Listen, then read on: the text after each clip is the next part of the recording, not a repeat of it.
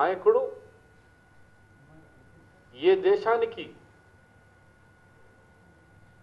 ఆహారం ఇచ్చే కష్టపడే రైతులు ఆత్మహత్య చేసుకుంటా ఉంటే భారతీయ జనతా పార్టీ అధికారంలో రాకముందు అచ్చే దీన్ని ఆయంగే అన్నాడు మీ నాయకుడు శ్రీ మోదీ గారు. అచ్చే దీన్ని ఎవరికి రాలేదు, కానీ మోదీ గారికి వచ్చింది, బీజేపీకి వచ్చింది.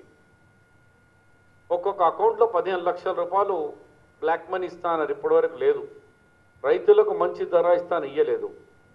ఇయ్యంది పోనీ ఇవాళ ఎంఎస్పి ధర దించేసినావు. ఫుడ్ లేవీ ఉందో 75% రైస్ లేవీ కొనేది కేంద్ర ప్రభుత్వం, దానికి 25 చేశారని ఇంకా వచ్చే సంవత్సరం అది కూడా లేదట. దానివల్ల మండీస్లో అన్ని మార్కెట్ యార్డ్లలో వరి కొనుగోలు వాళ్ళు లేడు, మక్క కొనుగోలు లేడు, బెల్లం కొనేవాళ్ళు లేరు. దానివల్ల అలాగే అకాల వర్షం వల్ల రైతులకు సరైన రేట్ రాలేదు వల్ల భారతదేశంలోనే విదర్భ అండ్ తెలంగాణలో రైతులు ఆత్మహత్యలు రోజు 10 గంటలకు ఒకటి చేసుకుంటున్నాడు. పర్ డే 10 అవర్స్కు ఒక రైతు ఆత్మహత్య జరుగుతున్నది.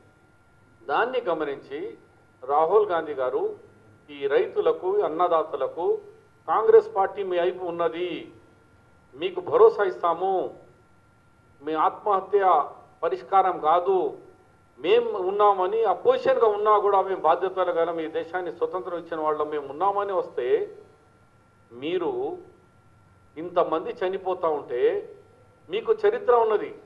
మీ దగ్గర మంత్రిగా ఉన్నారు ఇప్పుడు కేంద్ర మంత్రి మా బండా దత్తాత్రేయ గారు. 2003లో ఏమన్నారు? అన్నం అరగక రైతులు ఆత్మహత్య చేసుకుంటున్నారని మహబూబ్నగర్లో స్టేట్మెంట్ ఇచ్చినారు. అప్పుడు రైతులు చనిపోతూ ఉంటే అడిగినారు, రైతులు ఎందుకు చనిపోతున్నారంటే అరగక. అట్లనే ఇప్పుడు హర్యానా మంత్రి అంటుండు, బుజ్దిల్ ఏ లోగ్ జో ఆత్మహత్య కర్ రహే హై కాహే రహే అంటున్నాడు. ఇష్టం వచ్చినట్టు రైతులకు విమర్శించి మాట్లాడుతున్నారు. సమయం ఆసమం అవుతున్నది, మీ పని పడతారు. కాబట్టి ఇవాళ రాహుల్ గాంధీ గారు రైతులను ఆదుకున్నందుకు, రైతులను భరోసా ఇచ్చేందుకు వస్తా ఉంటే నువ్వు అడుగుతావా ఎందుకు వస్తున్నావు అని, దీని గురించే వస్తున్నాడు. రైతులకు భరోసా ఇచ్చేందుకు. మీకు ఏం తెలుసు బీజేపీ వాళ్ళకు వ్యవసాయం అంటే? మీకు ఎవరికి వ్యవసాయంకు తెలియదు, సిటీ నాయకులు మీరు. నరేంద్ర మోదీ గారికి కూడా తెలియదు, ఆయన కూడా ఛాయ్ బేచిన వాళ్ళు అన్నాడు, ఆయననే అన్నాడు. మరి ఛాయ్ బేచిన వాళ్ళు గుజరాత్ క్యామాలు, అగ్రికల్చర్ క్యామాలు ఆయనకు తెలియదు, నీకు తెలియదు. అందు గురించి ఇలా దేశంలో రైతులు అధోగతిగా అయినారు. ఇక్కడ హర్యానాలో పోయొచ్చినారు, పంజాబ్ పోయొచ్చినారు, మరి అన్న దేశం అంతా తిరుగుకుంటా భరోసా ఇస్తున్నారు. కాబట్టి మీరు ఆ ధైర్యం ఉంటే మేము అడ్డుకుంటా అన్నారు కదా, మీకు దమ్ము ధైర్యం ఉంటే ఎట్లా అడ్డుకుంటారు అడ్డుకొని చూడండి. రైతులు మీకు ఎట్లా జవాబు ఇవ్వాలో మీకు ఇస్తారని చెప్పి మీరు ఒక ఎప్పుడు మీ స్టేట్మెంట్ వచ్చిన బ్యాలెన్స్ ఉంటుంది. కానీ మరి ఎందుకో భారతీయ జనతా పార్టీ రాహుల్ గాంధీ రావడమే పరేషాన్లో ఉన్నారు. అక్కడ మోదీ నుంచి మొదలు ప్రతి బీజేపీ నాయకుడు పరేషాన్లో ఉన్నారు. అమ్మో అమ్మో ఏమో అయిపోయింది అన్నట్టు ఆ పరేషాన్లో స్టేట్మెంట్ ఇస్తున్నా. నీ విఘ్నతగా వదిలేస్తా. ఇంకోసారి రైతుల గురించి మంచి ఆలోచన పెట్టుకోండి. ఈ అదానికి అంబానీకి ఎప్పుడు వాళ్ళ గురించి ఆలోచన చేయకుండా ఈ బీద వాళ్ళ గురించి కూడా ఆలోచన చేయమండి. భారతీయ జనతా పార్టీకు వాళ్ళ విఘ్నతకి వదిలేస్తూ, ఒకవేళ మీకు దమ్ముంటే రాహుల్ గాంధీ గారి పర్యటనను ఆపాలనుకుంటే మీరు రండి, అప్పుడు మీకు రైతులు ఎలా బుద్ధి చెప్పాలని చెప్తారు. నంబర్ 2 ఇకపోతే మా సారు, మన పెద్ద సారు కేసీఆర్ గారు, ఆయన ముఖ్యమంత్రి అయినప్పటి నుంచి 11 నెలలు అయితే 12 జడ్జిమెంట్లు వచ్చినాయి ఆయన ఖిలాఫ్లో.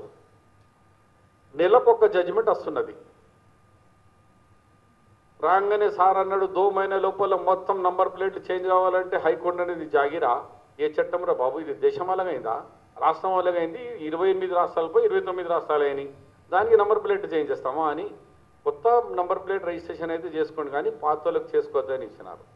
ఎంసెట్లో కానీ ఇక నిన్న మొన్న అయితే పార్లమెంటరీ సెక్రటరీస్ విషయంలో అసలు ఈయనకు పాలన అంటే తెలుసా, అడ్మినిస్ట్రేషన్ అంటే తెలుసా కేసీఆర్ గారు? మీకు నేను అడుగుతున్నా.